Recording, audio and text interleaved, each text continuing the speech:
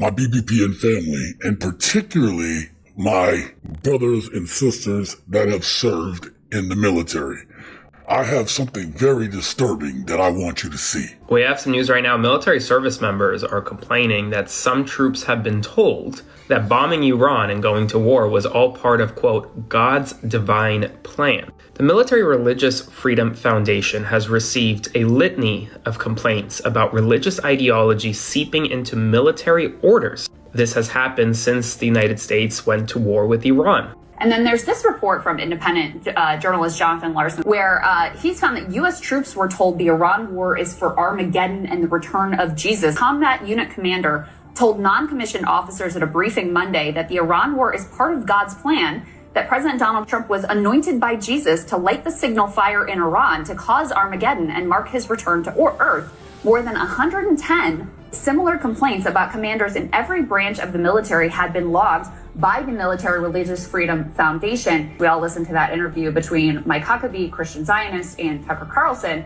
And that land, I think it says, from the Nile to the Euphrates, which is, once again, basically the entire Middle East. So God gave that land to his people, the Jews, or he didn't. You're saying he did.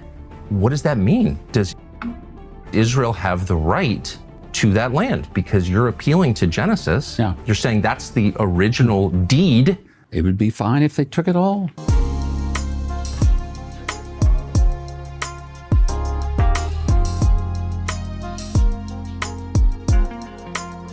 Greetings, my BPPN family. This is Bold Perspectives Network. I'm Mr. Red. I saw this, and I'm going to tell you that this disturbed me greatly. As someone who served in the military, along with some of you realize that one of the things that we avoided talking about while we served was religion and politics, because we had a job to do. We had a esprit de corps to worry about. We had to worry about the morale of the people to continue to do their jobs and do it in an effective way. Now imagine you being in the military and some fool, some leader of yours is telling you that this is all a part of God's plan for Armageddon. Let that sink in. And so now every time this person gives you an order or gives your unit an order, you have to question whether that person is sending you into harm's way because they think it's for the greater good of a religion, for their beliefs, than the greater good of the country, the greater good of the mission or the moment. I'm disturbed by this, and I know some of you will be too when you see this. But today we're going to actually go through a report done by the Humanist Report, and he does a good job of laying out exactly what's going on. We have much to discuss. Let's strap in. Let's get after it. It's already bad enough that we're ruled by corrupt, authoritarian, fascist, billionaire PDF files, if you're picking up what I'm putting down. But to make matters worse, there's a faction of religious extremists within the Trump regime who think that they're actualizing biblical end times prophecy by doing the bidding of Israel. Yeah, and they also think that war with Iran is going to help usher in the Armageddon. In fact, influential Christian Zionists like Pastor John Hagee are telling their congregations that Trump's war with Iran is actually part of God's plan, and that God is going to militarily assist Israel if Christians pray hard enough, and if Israel prevails in the end, it'll subsequently lead to a righteous revival in the United States. And Israel's imperial conquest is important to fundamentalists like John Hagee because, as journalist Hemant Mehta points out, Hagee believes Israel has a right to take over much of the Middle East, which is why he and ally Mike Huckabee have been avid supporters of the genocide in Gaza. Hagee believes that Israel's success will hasten end-time prophecies and bring on the second coming of Christ and eventually lead to everyone converting to Christianity, or else. It's why his group, Christians United for Israel, is even larger than the more well-known pro-Israel lobbying group AIPAC. And to elaborate on the or else that Mehta was referring to, it means that everybody has to convert or be killed, including all Jews. I mean, I want you to think about the mindset. We have people that are in our government who actually believe this. So when we talking about what I talked about in one of my most recent videos, is I was like, who is making these decisions? Who is giving us the guidance in terms of what are our goals? What are our military goals? And what is that based upon? Is that based upon maintaining peace? Obviously, we have a Department of War now, right? And this Department of War it's like they knew that this was going to be the outcome. It's like they said, change it to Department of War, such that subconsciously you put in everybody's mind that that's what we're going to do. And so imagine you being a military service member and you know you have these crazy ass Zionist, Christian, nutjob fundamentalists, and they're sitting here telling you that it's okay. The sacrifices you're going to make is to God to bring in Armageddon and bring Jesus back. I don't understand. These people are some of the most evil people in the world. And you're going to tell me that they believe that they're going to some heaven, that they're going to heaven. They believe this. And we all have to deal with the consequences of it. Mike Huckabee, you got all these down south Christian fundamentalists, and everything they do, they swear it's based upon their faith. But these are the same people that will not get rid of the PDF file in chief. You know why? Because they're either complicit in it, or they'll allow him to carry out the evil that they believe will make all this usher in. We've seen this shit before on TV and movies, and right now we're living it. So the core belief of Christian Zionists is deeply anti-Semitic. They only want Israel to control all of the Middle East so that way Jesus can come back and send everyone to hell if they don't convert to Christianity. And Israeli leaders like Netanyahu are well aware of this fact, but they don't care, seeing as how deranged Christian Zionists are helping them achieve their own Zionist expansionism. But this belief isn't some conspiracy theory. This is what they actually believe. I was taught the same thing as a fundamentalist myself when I was a kid, and U.S. Ambassador to Israel Mike Huckabee actually admitted such in a recent interview with Tucker Carlson. You've appealed to Genesis. Genesis 15 says it's Abram receives from God the news that his descendants will inherit the land, and you tell me as the theologian if I'm getting this wrong, but from the Euphrates to the Nile. I think that's right. And that would include like basically the entire Middle East. That would be the Levant, so that would be Israel, Jordan, Syria, Lebanon. It would also be big parts of Saudi Arabia and Iraq. It would be, I'm not sure it would go that far. I mean, it would be a big piece of land, but here's the point. It would be a lot of places that are now countries. But this particular area that we're talking about now, Israel, is a land that God gave through Abraham to a people that he chose. It was a people, a place, and a purpose. We can look at it that way. Christian Zionism, I want to go back because that's where we started. I'm not going to let you off on this because you have said it 3 times that God gave this land to this people. And so it is entirely fair for me with respect to ask, what land are you talking about? Because I just read Genesis 15, as I have many times. And that land, I think it says, from the Nile to the Euphrates, which is, once again, basically the entire Middle East. So God gave that land to his people, the Jews, or he didn't. You're saying he did. What does that mean? Does Israel have the right to that land? Because you're appealing to Genesis. You're saying that's the original deed. It would be fine if they took it all.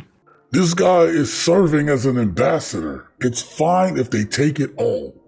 Who is running the goddamn nut house? Who is in charge? Because it's clear that it's not Trump. It's clear. It's clear that there are other interests that are involved that are using these people's religious beliefs, using their crazy goddamn beliefs on this shit to steer us into something that is going to be the destruction of us all. This is goddamn disturbing. The fact of the matter is, prior to 1958, I believe, 57, 58, Israel was Palestine, and it was full of Palestinians. And now they're all but wiped out and moved out of their own land. It wasn't given to these people. It was taken by force, slowly but surely over the years, and Netanyahu wanted to finish the job. Let's be real about that. And now, you have multiple forces now who are controlled by their religious beliefs, who will also be able to be manipulated by others based upon those beliefs. Do you understand what I'm saying? I'm saying that to have such strong beliefs and convictions in this, you'll be willing to do whatever it takes, even put lives on the line, as Trump said, in these type of situations. How are we to believe anything that comes out of this White House, anything that comes out of the mouth of these people that believe this shit. He's fine with Israel taking over all of the Middle East because Jesus can't come back until that happens. But this extreme fundamentalism is so much more prevalent in the Trump regime than I think anyone realized. And journalist Jonathan Larson reports that Defense Secretary Pete Hegseth has essentially turned the U.S. military into a vehicle for this kind of Christian Zionist end times prophecies. He reports Defense Secretary Pete Hegseth has enshrined evangelical Christianity at the uppermost levels of the U.S. military, airing monthly prayer meetings throughout the Pentagon. Last year, the Pentagon confirmed to me that Hegseth attends a weekly White House Bible study. It's led by a preacher who says God commands America to support Israel. Now, here's the result of that. A combat unit commander told non-commissioned officers at a briefing Monday that the Iran war is actually part of God's plan and that President Donald Trump was anointed by Jesus to light the signal fire in Iran to cause the Armageddon and mark his return to Earth, according to a complaint by a non-commissioned officer. From Saturday morning through Monday night, more than 110 similar complaints about commanders in every branch by the military had been logged by the Military Religious Freedom Foundation. The complaints came from more than 40 different units spread across at least 30 military installations, the MRFF told me Monday night. The non-commissioned officer who filed the complaint said their commander urged us to tell our troops that this was all part of God's divine plan, and he specifically referenced numerous citations out of the book of Revelation referring to Armageddon and the imminent return of Jesus Christ. The fact that these goddamn people believe that Jesus is actually coming for them and all the evil that they've done, this is the level of delusion. Oh my God. I mean, this is like the gymnastics you see in a marriage, right? When someone gets caught, and the amount of gymnastics that they got to do in order to get themselves out of the shit that they did. This is what we're dealing with. We got people, we just went through people thinking that the rapture was going to occur last year. Do y'all remember that? Go back on the channel and watch that shit. And how many people were convinced that Jesus was coming back in December of last year. It was actually insane. And now you have people that control the military, weapons, people, personnel, and this is what they're telling our troops? Please do me a favor and make sure that you share this video with as many people as possible. They need to understand that this is going on. This has gone too far. I think it's important that we understand that one thing that the founding fathers understood, and something that a lot of people have seemed to have forgotten today. And it's just how dangerous it becomes when religion starts driving government decisions. Thomas Jefferson warned about the need for a wall of separation between church and state. James Madison warned that when religion becomes tied to political power, it leads to fanaticism and persecution. And John Adams even signed a treaty making it clear that the United States was not, and I repeat, not founded on Christian religion. But that's not what you hear nowadays, is it? They tell you that this was a Christian country, and that is not true. Why did James Madison and the founding fathers say that? Because they had already seen what happens when leaders start believing their political actions are part of God's plan. When people start thinking wars, policy, and power are tied to prophecy instead of reason, that's when nations stop making decisions based on the good of the people and start making decisions based upon their beliefs. And as we know, people's individual beliefs can be wrong. People's individual beliefs can be different from the way someone else grew up, the environment they came in. And so, with everybody has the chance of life, liberty, and the pursuit of happiness, forcing your beliefs upon someone else is how we've had the worst atrocities in human history. The founders knew that this was a dangerous road for democracy. This is just something to think about. Stay vigilant, stay engaged, stay revolutionary.